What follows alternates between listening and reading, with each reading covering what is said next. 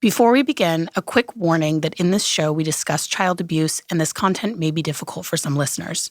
If you or anyone you know is a victim or survivor of medical child abuse, please go to munchausensupport.com to connect with professionals who can help. Hello, it is Andrea Dunlop, and welcome back to Season 3 of Nobody Should Believe Me. I guess we are technically in Season 3.5 here. Well, we are working away on Season 4, and that, by the way, will be premiering on June 20th, which I'm so excited about. In the meantime, I wanted to bring you some updates on the ongoing drama of the Kowalski case. And just as a reminder, if you want even more new content in the meantime, you can subscribe on Apple or Patreon, where you will get at least 2 bonus episodes a month. Right now, I am deep diving the Justina Pelletier case with Dr. Bex. And as always, if monetary support isn't an option for you, rating and reviewing the show and sharing it on social media are great ways to support us. And you can now find us on YouTube, where we've got full episodes of the show as well as lots of bonus content. I'm doing it, guys. I am getting with the video content. And if you want to get in touch, you can do so by emailing us at hello@nobodysshouldbelieveme.com or leaving us a voicemail at 484-798-0266. And I will leave both of those in the show notes as well. We have a mailbag episode coming up, so we would love to hear from you. If you are just joining us, the next few episodes are essentially a continuation of our 3rd season, in which we covered the Maya Kowalski case out of Florida, which was featured in the Netflix movie Take Care of Maya. So just as a recap, Maya Kowalski's father, Jack, sued Johns Hopkins All Children's Hospital in Florida last fall after his wife, Beata, died by suicide in the midst of being investigated for Munchausen by proxy abuse. We covered that whole trial, which ended up with a verdict in the Kowalskis' favor. But this situation is complex and ongoing, as you will see.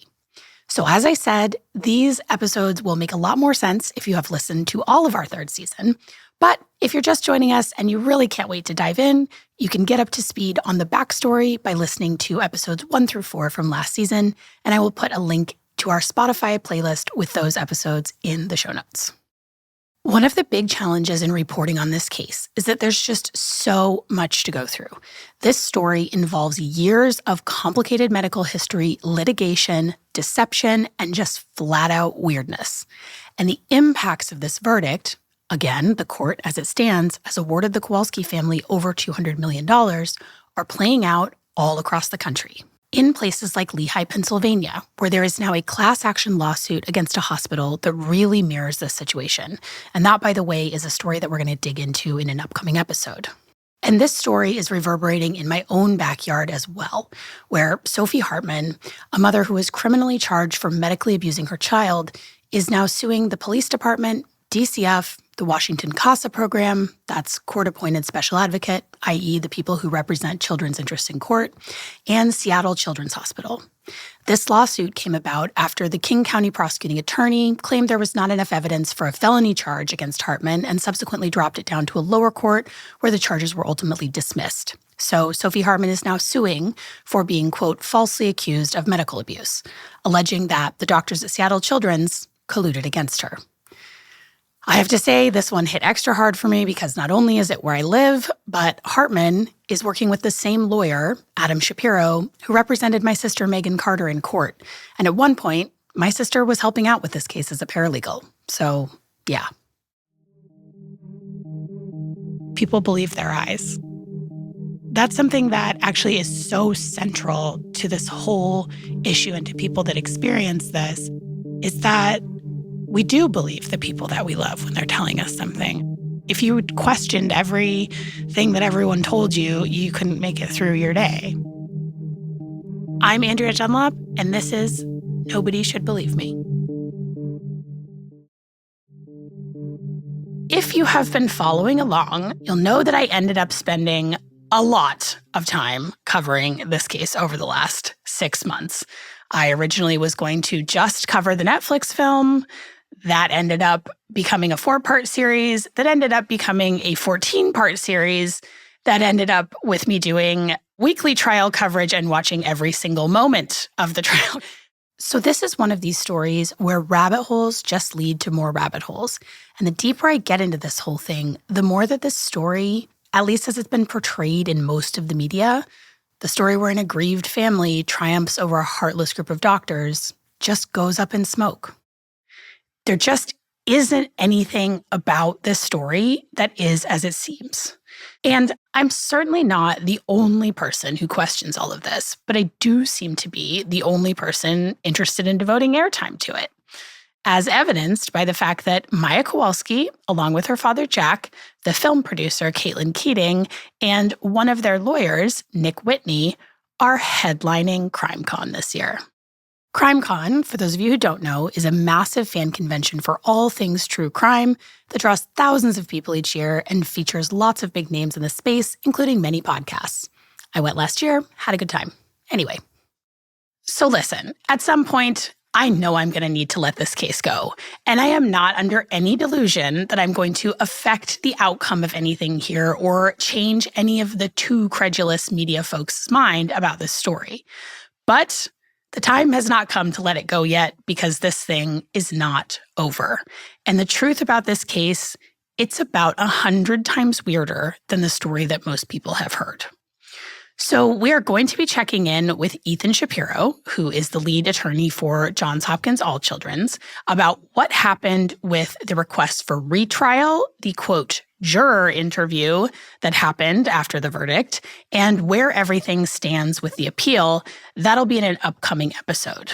But first, I wanted to discuss some of what has come out about this situation in between now and the last time that I was on the air with Dr. Sally Smith. So things about this case continue to emerge, and I want to give a shout out to the tenacious Reddit community that has remained invested in this case. I feel like what's going on with the Kowalski case is worth unraveling. And the more I've learned about Jack Kowalski in particular, the more distressed I've become about his involvement in this whole thing. You know, no matter what happens in this case, my heart goes out to Kyle and Maya. I really think they are the victims, and I feel for them so much for everything that they've been through, especially on such a huge stage. And initially, believe it or not, I felt a fair amount of sympathy for Jack. Watching the film, I thought, he was wrong about Maya's illness, and I thought he was wrong to pursue this lawsuit, but I really maintained the possibility that he was genuinely credulous about Beata's story of Maya's illness. And we see this all the time. We see dads who, for whatever reason, just are not clued in to their kids' medical care and just believe what the mom is telling them. And they're not always at fault for doing that. But we know now that this is not the case with Jack Kowalski. So again, we interviewed Dr. Sally Smith last season. She is the child abuse pediatrician who wrote a 47-page review of Maya Kowalski's medical records and made the determination that Munchausen by proxy abuse was happening. And she discussed with us Jack's somewhat unusual involvement in this case. Here is that part of the episode. Beata had been the main subject of the investigation, and all of the data that we have about medical child abuse points to a very high proportion of female perpetrators. But by the time Dr. Sally Smith had finished looking at all of the records she'd collected on Maya, she'd really begun to question Jack's initial presentation of himself as the dad that was just pretty clueless about his daughter's medical care.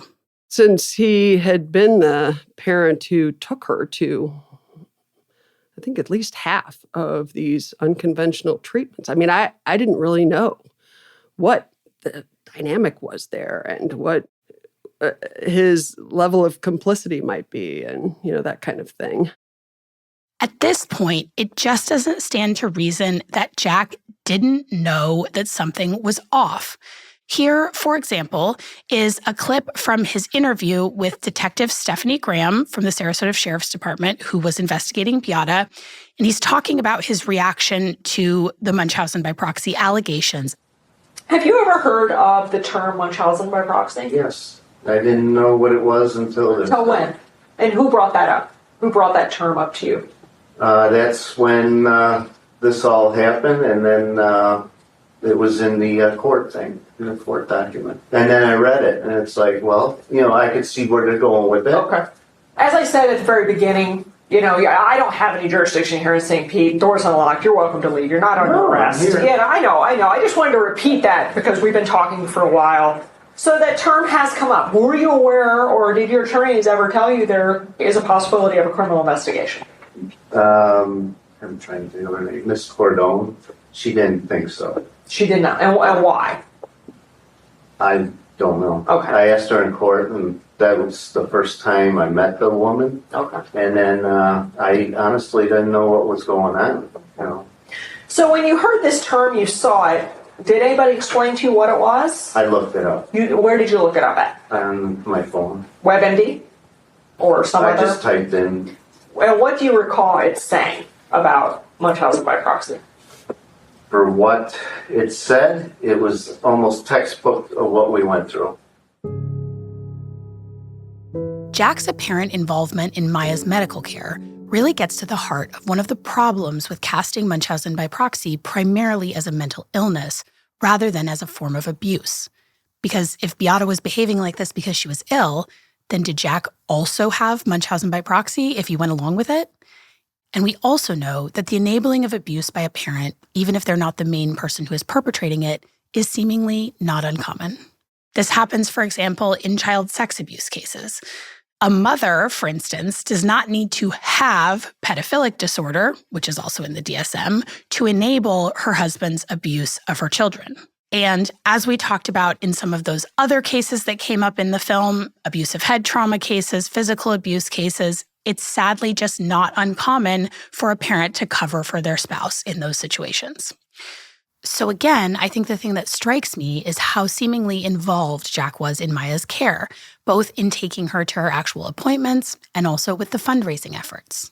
And one of the things that's come out in this interim period is that during this period between her ketamine coma in Mexico in early 2016 and her, quote, relapse in October that sent her to Johns Hopkins, Maya was supposedly doing much better as a result of the ketamine coma.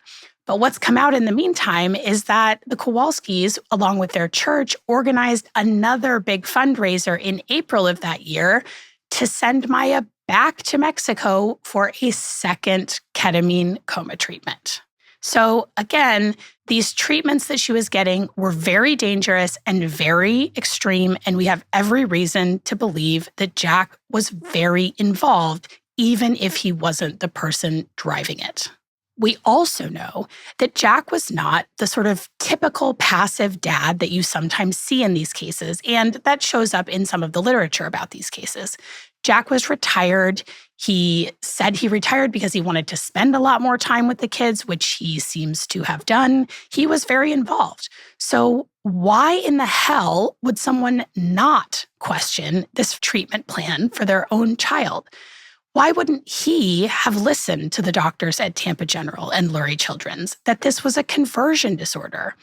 We know now that Beata Kowalski was specifically looking for the diagnosis of CRPS. That is complex regional pain syndrome, a rare pain disorder that usually stems from an initial injury and affects a person's extremities.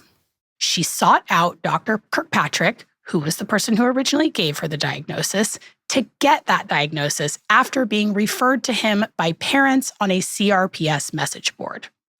So as much as I do believe that Beata was the one who is driving this treatment plan, I'm not comfortable blaming her for Jack's actions. So what is up with this guy? Something that really struck me during the trial was how little we heard from people who actually knew Beata. The only friend of hers we heard from was someone who'd never even met her in real life, but just known her through an online support group for parents with children who have CRPS. Here is a brief clip from the testimony of that friend. How did you first get to know Beata Kowalski? My son started a nonprofit when he was 10 years old, and I've been running it ever since. And I run our parent support groups. Okay. And what is this for? My son has complex regional pain syndrome, And he started Ferocious Fighters to make sure other kids didn't have to feel as alone as he did. There was also a brief bit of deposition from one of Beata's sisters, Renata, towards the end of the trial. And of course, we heard about her from Maya and Kyle, who were 10 and 7 at the time of her death, and from a few others who testified towards the beginning of the trial. We heard from the uncle, the school teacher, and that very colorful church friend who I have to say was one of the more entertaining witnesses. And you said that there was some dark force. You're not talking about the room was dark. You felt some sort of Yeah, it was like the devil energy. was behind me. We were the light coming in, and there was the devil behind me. It's what it was. It was dark. It was the devil. But with the exception of her sister, who spoke through a translator, none of these people struck me as people who actually knew Beata very well. Where were her friends? Where were her family members? In reviewing all of these thousands of pages and attempting to put the picture of this case together, it strikes me that Beata seemed pretty lonely. What we do have of her, which is a lot of blog posts and a lot of emails, really just speaks to her absolutely consuming obsession with Maya's medical treatments. We don't hear anything else about Maya as a person in these documents, but we also don't hear anything about Beata.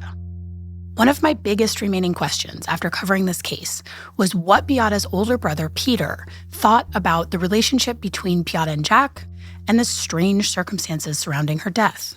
He was the person who discovered her body, who was present during those strange events leading up to and right after Beata's death. And just a note here that we referred to him as Piotr in a previous episode because that's how he was listed in the paperwork, but he appears to mostly go by Peter, so that is what we are going to call him going forward. Peter was never brought to court to testify, but he did give a deposition, and we do have his interview with the police. And he had a lot to say about what went down here. Peter was the only boy out of 4 siblings in Beata's family, all of whom emigrated from Poland at various points in their younger years. And this family appears to have been fairly close, especially when they all lived in the Chicago area, where Peter was still living during the time of this case. Peter was very busy at the time, apparently, with work, and he was also getting an MBA at the time. But with all this going on, he appeared to have made a really big effort to try and visit often and help the family out while Maya was under the separation order. And during one of these visits, he made a really alarming observation about the behavior of Maya's younger brother, Kyle. This clip is from his deposition. Can you estimate how many times you went to court in 2016 or 2017? I remember one series that actually it was a week. It was at the time that parents were in the court, and I took a Kyle to Dr. Lee to St. Petersburg. I remember it was basically after the court, within the court. My sister and me, we drove Kyle to the hospital in Fort Myers to emotionally support my sister. Why did you have to take Kyle to a hospital in Fort Myers? A very good question, sir. Basically, Kyle would complain on the pain, quote, all over. But I observed Kyle was playing all day under his father's supervision. He was not complaining or anything. Beata is coming from work. Kyle has a pain all over, screaming pain all over. And remember discussions with Beata asking where he want to go. And so we decided we're going to go to the Fort Myers, and we're going to gather 2 separate cars in case one of us needs to stay in the Fort Myers with the Kyle in hospital. You're claiming that in 2016, Kyle had some pain. You didn't necessarily observe him to be in pain, but Beata thought that Kyle was in pain. So you guys got into a car and went down south to Fort Myers to get Kyle some health care? With his father's approval, because Jack was at the time. Okay, so you had Mr. Kowalski's approval to take Kyle down to Fort Myers, right? Yes, sir. What did you observe about Kyle's pain complaints?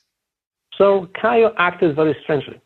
Jack had the table outside his garage on the chair he was sitting, and Kyle was playing with the Maya schoolmate. Her name was Julia. They were dancing like a kid. And Beata, my sister, came after all day. And Kyle is the, quote, pain all over. Do you know what year this was? It was between the time that Maya was locked up and before Beata passing away. Okay, so at some point while Maya was at Johns Hopkins All Children's Hospital and before your sister's passing, Kyle began to complain of pain all over. Is that correct? Yes, sir. And why did you decide to go down to Fort Myers, which is pretty far south of Sarasota, Yes, rather than just going to Sarasota hospitals? They were discussing with Kyle, and Kyle afraid that if he goes to the Jack Hopkins, he is going to be also stripped off like Maya from both parents. Kyle afraid that he will not see the parents anymore like Maya. Understood. So just to recap what Peter is saying here, during one of his visits with the family while Maya was under shelter order at Johns Hopkins, Peter saw Kyle happily playing at home for hours until Beata arrived home from work, at which point he began complaining that he was in agonizing, quote, full body pain. Peter then went with them to a hospital that was over an hour away. Evidently, this was out of the fear that Kyle may also end up in state custody if they went somewhere closer by. At that hospital, Peter explains in his testimony, the doctors evaluated Kyle and found there to be nothing wrong with him. It really sounded very familiar, and I realized that that's because this presentation, beat for beat, is what Jack Kowalski, of his own volition, described to Detective Stephanie Graham about Maya's behavior. And this confirmed what staff at multiple hospitals had observed about Maya's reports of pain, that they would often only happen when Beata was present. And this is a huge red flag for abuse. So this is a clip from Jack's interview with Detective Stephanie Graham. And just a note that Beata's name is bleeped out, but that is who they are talking about. When nobody else was in the room and the staff, she acted completely normal. Would walk in the room, she was instantly in pain. I've heard that many times. There's no other explanation for that. Yeah, I noticed it too with myself being home and comes home from work. And all of a sudden she's bad? There will be changes, yes. So you're at home, your guys are doing well, playing. No complaints about pain. No complaints. It's home, maybe. She's okay. It just defies credulity at this point that by the time of Beata's death in January of 2017, Jack really had no idea that there was a strong possibility that medical child abuse was happening in his home. He was witnessing both his children suddenly devolve into saying they were in excruciating pain the moment their mom walked through the door, even though they'd been fine all day. And he's been told by multiple world-class hospitals at this point that his daughter is suffering from conversion disorder, wherein the body manifests physical symptoms for psychiatric reasons. And yet he still signs off on giving her these potentially lethal ketamine treatments? What? And we know from Dr. Smith that he was taking her to a lot of her appointments. This is not a situation like George Honeycutt, who you may remember from season 1, who was deployed overseas while his wife was taking their son in for unnecessary treatments. It really begs the question, at what point does this become collusion? To the extent that the partners of perpetrators, husbands in most known cases, have been studied in the literature, many of the studies point to a dynamic where traditional gender roles are adhered to more strictly than in other families, and often where the father is pretty passive, particularly when it comes to caring for children. Now, of course, this dynamic is not unique to abusive households. This has more or less been the norm until recently. Happily, this dynamic does appear to be shifting somewhat. A recent Pew Research study found that dads now spend 3 times as much time with their children as fathers did 50 years ago. But before we organize a parade in their honor, I should point out that the same study showed that moms still spend 80% more time on housework than their husbands and 75% more time on childcare. So, the bar started in hell. Also, #NotAllDads. I should point out that my husband, Mr. Nobody Should Believe Me, is not at all represented in these statistics. It will be very interesting to see how these shifting dynamics affect this deeply gendered form of abuse. In the best case, maybe many more dads will catch on to this abuse much quicker because they're more involved. In the worst case, more of them may become enablers of it. Or they may become the perpetrators themselves. Dr. Mark Feldman has always described this as a crime of opportunity. We have no reason to believe that this behavior is something that uniquely lives in women. So as more men have the opportunity to commit abuse in this way, they may do so. Dr. Mary Sanders of Stanford, a friend of the show and previous guest, wrote a fascinating paper about some of these dynamics called symptom coaching, factitious disorder by proxy with older children. And just a note here that factitious disorder by proxy and Munchausen by proxy are one and the same. Oh, the terminology.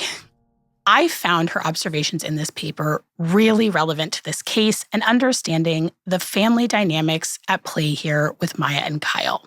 So this paper explains that for older children, and a reminder that Maya was 10 while this was going on, their participation in the ruse of an illness may fall anywhere along a continuum from complete naivete about what's going on to active self-harm where they're inducing symptoms in themselves.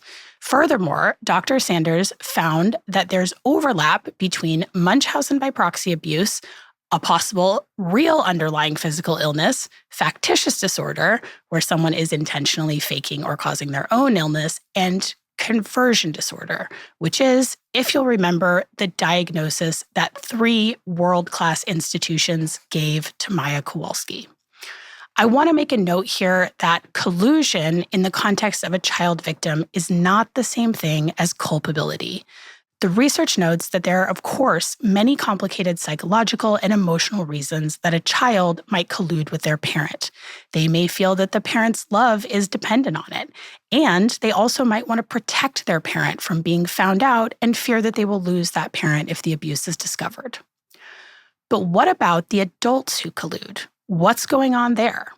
There are a number of known cases that involved both parents as perpetrators, and even one case study from 1993 that involves both parents and a grandparent as co-abusers. In these instances, the entire family unit becomes consumed by the story of illness in the child. And as to the why of dads getting involved in this abuse, I asked some of my favorite expert friends about this. So my little panel included Dr. Mark Feldman, Dr. Mary Sanders, B. Yorker, and Dr. Jim Hamilton from Yale. And they all agreed that gender roles play heavily into this. That for many dads, if there's a suspicion that abuse has been going on by his wife under his own nose, that would mean that that man has been duped and that he has failed to be the protector of his family. So instead of doing the right thing and intervening to protect his child, he ends up doubling down and protecting the abuser. Basically, he goes down with the ship. This is something that I think a lot about in regards to my sister's husband, Andy. As I've watched, mostly from a distance, as this situation has evolved over the last 14 years and multiple investigations. I wonder if denial, if it goes on long enough, just becomes something else. After a time, I believe that denial has become so entrenched that to accept the truth at this point would be shattering to the psyche, that it would just be unbearable. And I think there are fathers who reach a point where any explanation, no matter how conspiratorial or implausible, becomes preferable. So to understand where Jack Kowalski falls on this spectrum, from in denial to active participant, it's helpful to look at what we know about the dynamic between him and Beata, especially in the days and weeks leading up to her death. Jack Kowalski has been painted by most of the media as a sympathetic and even heroic figure who's been doggedly fighting for his family. And he's been awarded a great deal of money. Madam Clerk, please publish the verdict. The Metropolitan Judicial Circuit in for Sarasota County, Florida, case number 2018 CA 005321NC. Jack Kowalski individually, Jack Kowalski as parent and next friend of MK, a minor, and Jack Kowalski as personal representative of the estate of Beata Kowalski, plaintiffs versus Johns Hopkins All Children's Hospital Incorporated defendant. Punitive damages verdict form. We, the jury, return the following verdict in regard to punitive A damages. portion of this massive award was based on the premise that Beata and Jack would have remained happily married had she not died by suicide. A suicide which, of course, at this point, has been blamed on the hospital. And there was, during the trial, a specific monetary value assigned to Jack's loss of Beata, a portion of the trial which was genuinely difficult to listen to. For a total past loss of support over the past 6.7 years of $266,070. Then going to go to the past replacement value of household services. Right. That I've done an average of 4 to 5 hours per day.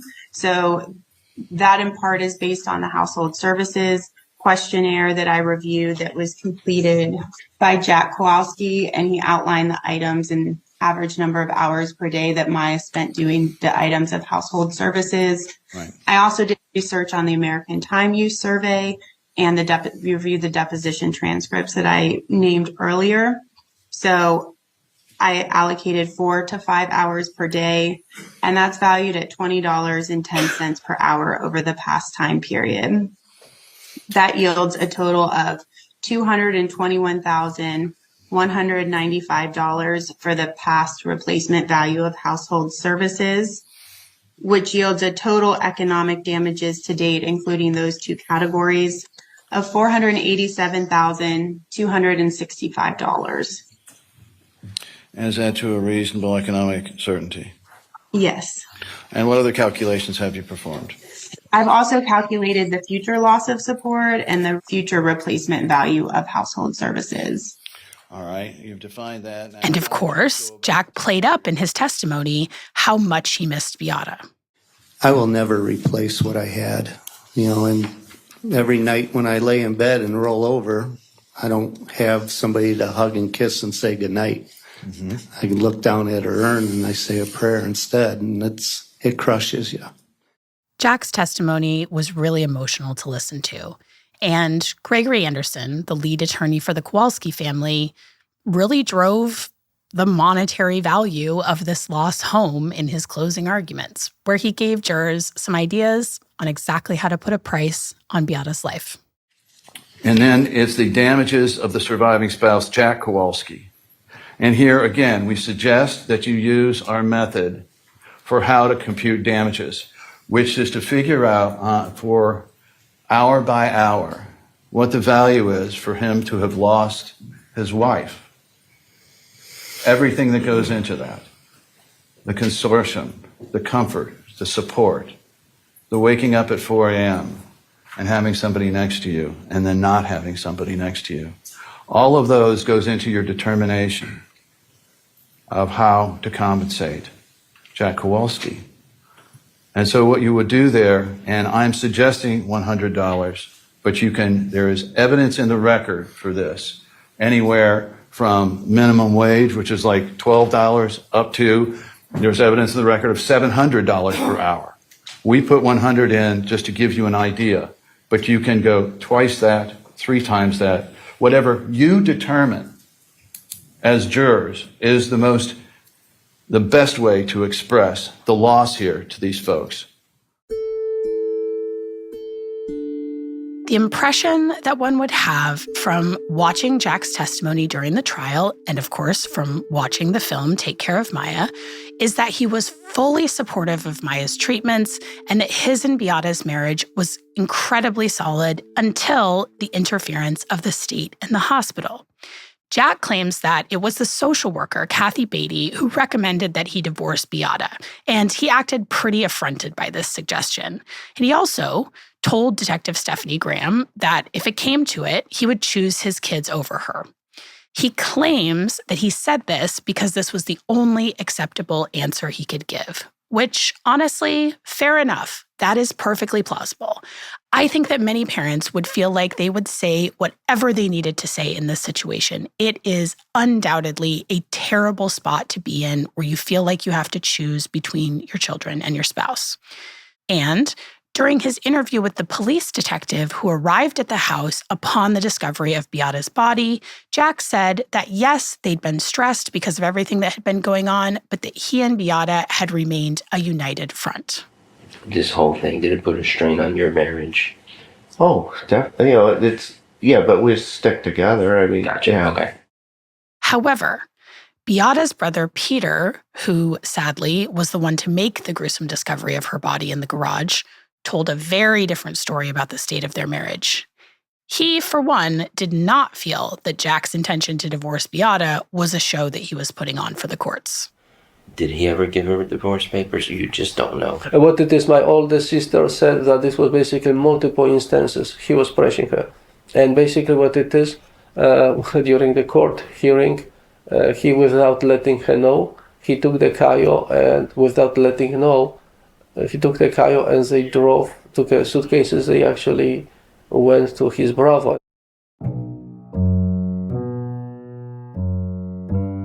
The circumstances around Beata's death have always seemed off to me. And a lot more about what happened that day and in the days leading up to it has now emerged. And like everything with this case, the more I pull at the threads, the stranger it gets. So let me bring you back to over here last night. So you get here after midnight. Mm-hmm. Who opens the door for you?